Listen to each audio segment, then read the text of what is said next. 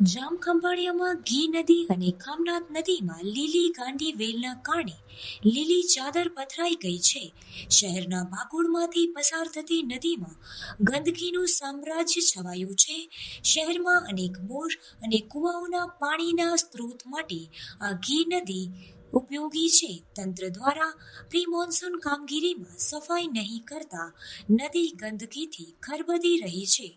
નદીઓના સફાઈના અભાવે પાણી દૂષિત બન્યું છે. ચોમાસા પહેલા ઘી અને ખામનાથ નદીની સફાઈ કરવામાં આવે તેવી લોકો દ્વારા માંગણી કરવામાં આવી છે. ખંભાળિયા નગરપાલિકાના ભ્રષ્ટાચારી શાસકોની આજીવિકા રૂપી કહીએ કે જેનું નભાવનું સાધન હોય એવી આ ગાંડીવેલ, જે દર વર્ષે એ લોકો આ ગાંડીવેલને સાફ કરવા માટે મસ્ત મોટું બજેટ ફાળવે છે, પણ ગાંડીવેલ એમને એમ ઊભી રહે છે. છેલ્લા વર્ષે જ્યારે નદીમાં ફૂલ પૂર આવ્યું, ડેમ જ્યારે 6-7 ફૂટ જેટલું ઘી નદી જ્યારે ઓવરફ્લો થઈ, ત્યારે કુદરતી જે સાફ સફાઈ થઈ હતી એ ફરીને આજે આ ચોમાસા આવતા ફરીને ગાંડીવેલ ઊભી છે.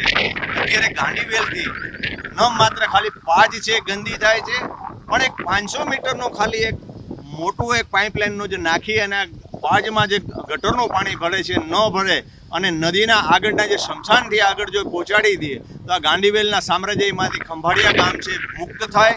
અને જે આજે વર્ષો પહેલાં અહીંયા કુદરતી જે તરણ સ્પર્ધાઓની એક મોજ થતી હતી, તરવૈયાઓ જે પેદા થતા હતા, એ આ ખામનાથની પાજ છે એને દૂષિત કરવામાં કોઈ મોટો ફાળો હોય તો ખંભાળિયા નગરપાલિકાના ભ્રષ્ટાચારી શાસકોનો છે.